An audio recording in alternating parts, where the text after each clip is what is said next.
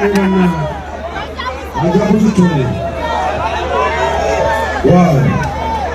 Jamusiru awadde. Amanya agandi abakozi ngite mu blog Japan katwe abewaddeyo okukolera mama Gudo ne Gudo tumuwadde TV eno enyumba bekwa ateke mu ddiiro. Bane makubeko mu ngalo. Omwana y'omwana asose mu Uganda okola charity show.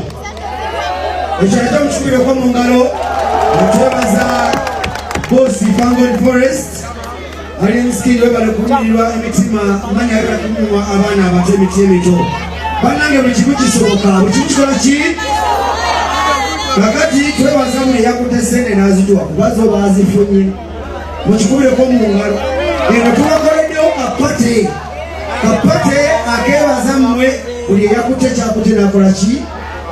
Natuwa. So sebo abantu bano ino bebaza tolina kugira nyoye teri agambayo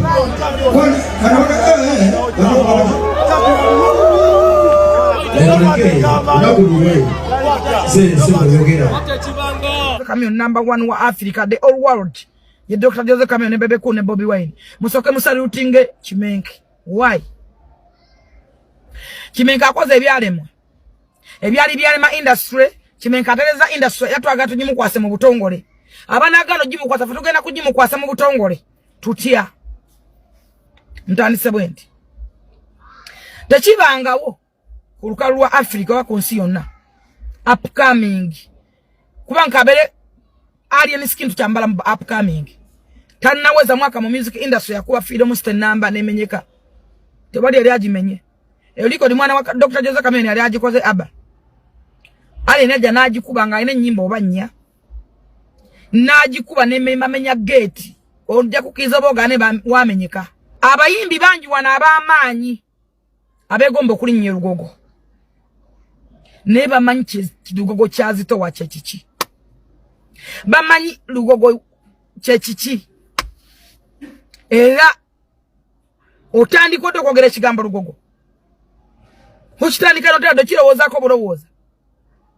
Alien skin yakera nalowooza ku lugogo. Si mwezi, si ebiri, si esatu, si mmeka. Mu wiki sembaye nawanika champion Gudo, return of the champion Gudo. Nafuna abantu. No sigala ngo kyayogera bulongo bo bukola bulungi.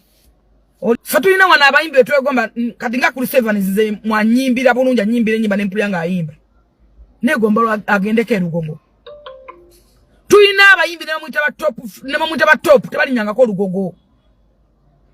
Ekyokubiri champion ekyokubiri Alien Skin yakoze record. Ajikoza atya. Teri muyimbi yali yetegese lugogo.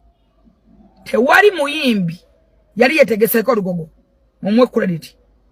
Era lazaba yimbi kabere ba Camion kino kisobola. Omuntu okisobola kikola. Abayimbi basinga babera sponsored, babera ne ba promoters. Era kata osunga promoter bayina ku Alien Skin kwe kulaga abayimbi nti osobola okimakinga. Era nga kisoboka. Hali yenye tuwaza ntikisoboka ni mu weeks bidi amwe. Lwaki mukama buli gwa struggle mulwanyisa. Mwoleseze emitima. Ejiyaga mutemusowana kubeerako mu position yonna. Boba sobola kuba n'omwana omuto champion Gudo. Oli muntu wana baki. Nekisimu yayita mana mawulire. Nalina ki? Alien yasose natulamba kintu kimwe atwanya ba Afbex journalist. Abo yabakubye n'abateeka wali. Obutivyo bobulanga bumulangira kebivulu mu mwaka kumudisimayi biki nabukuba nabuteka wali. Yatwaza nti omuyimbi osobola okwetegeka ekololo omuyimbi osobola okwetegeka ewa erugogo notegeka wekivulu promoter bali bagante kisoboka nokufuna ofunyi date bannanga biki bonna balema mwabale mesa jotegekayo ambagamba nga bibere bizibu kati yabalaza abantu nimusobola kimekinga kye kibaluma kyokka tewali kyali kibaluma.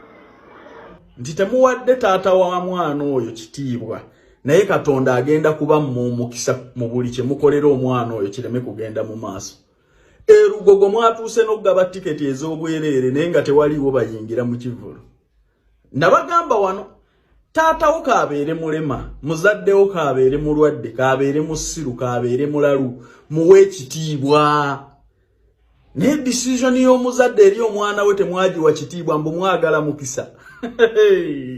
Nze mbabuulira wano mu Uganda omanyi buli akubuulira ekituufu ekyokukola omufuula mulabewo ne weerabira nti gy'ogenda gy'asoose okulaba. Saabagamba wano nti omuzadde muwe ekitiibwa oyo mwana we. Omuzadde tategeera oba ategeera oyo mwana we omuzadde wo kaabeere mulema kaabeere nga takuyambye mu bulamu naye ekyokuleeta mu nsi n'olaba ku ssanyu n'abo abakuwaga olwaleero kimala. Singa teyali ye singa sigwe. Muzadde wo oba mulema oba mulwadde oba mubi atya oba tategeera oba mulalu ye muzadde wo. Olaba tuwa Katonda kitiibwa gwe tutalabangako. Naye omuzadde yakeera ku nsi eno n'ateekateeka amajjago. Gwe n'ogamba ogenda kuwakanya wiru ye ofune emikisa mu nsi eno. Kyovula nti kyafulopinze. Gwoyinza otya okutegeka konsati y'omwana ng'olwanisa muzadde we. Muzadde we agambye omwana wange mwagala ku ssomero. Omwana gw'otageeranga kuzaala noga nze ngenda mukolera konsati. Olayi bannayuganda be twali tukugambako bakuwaga wano nti lwanisa omuzadde. Naye bo bagezi tebayinza kuleeta baana baabwe nabo bennyini kujja mwoyo kasasiro mbu tujje mu konsati ng'olwanisa muzadde eri weriye na mwana we. Muzadde w'omwana agambye nze omwana wange njagala agenda asome kuba mu nsi eno teriyo investment esinga education. Bano abantu bakuba engalo naye nkya bajja keera nga bazikubira mulala ng'olwaleero bwe kibadde. Twagamba ng'omwana mutwale Kampala parent saasome yasekiwalinga future ye.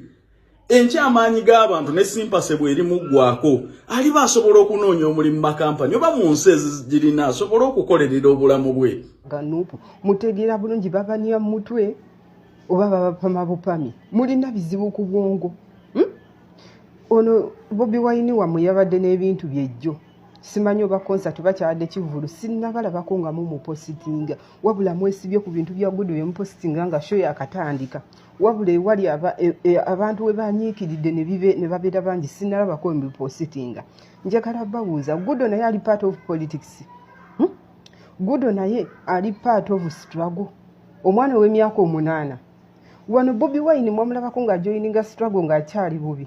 Mwamulabako mbadde yagenda joininga struggle nga amaze okutereza obulamu bw'azimbye ali bulungi ng'ali successful abaana be basobola okufuna buli kintu kye baagala. Lwaki mufoosinga omuntu wa wansi omunaku ennyo tanaba nakwetereza tanaba nakwesootinga mu joininga struggle? Bino ebintu bye mutandise okukwata abaana baffe amabujje ne mugagatta mu ntalo zammwe eza politics tugenda kubasansabula. Tugenda basansabula mu byakina tweyita maziga nuupu. Tugenda basabula n'omukulembeze wamwe tumuwere Bobi Wine woba ng'owulira eno yensi ensuubize gy'otusuubiza. Omuli abantu abajjudde obunanfuusa abatayagaliza abaana bato. Omuli abantu ab'emitima emibi abaforcinga abantu okujoininga ebintu ebitategeerekeka. Gwe Bobi Wine ani yakuforcinga okuyingira mu politics? Mbadde wagenda omuyingira walaba ng'olina ky'osobola okunogayo. Bobi Wine tewali muntu yakutuuma kujoininga politics olina ensonga zo. Tugambire ku misegejjo. Kuba nawe okimanyi tukuyinako ebintu bingi. Lwakuba nti ffe tusirika ebitalina makulu tetubuwa budde bwaffe tulina ebyokukola. Tugenda kati kutandika kulabisa ngeze ndabe ku luno omuntu mu kabukisi kange nti jjoka ebintu by'opositinga bitukuba. Mbadde muntu nga nze njagala Bobi naye mu bintu bya politics nabivaako kuva nabifuniramu obuzibu.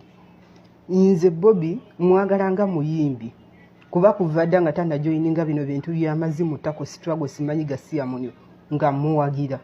Kati nkutuddewo akalandira kembadde nako nti mwagala ne nuupu. Nuupu muli mazi, nuupu muli matako.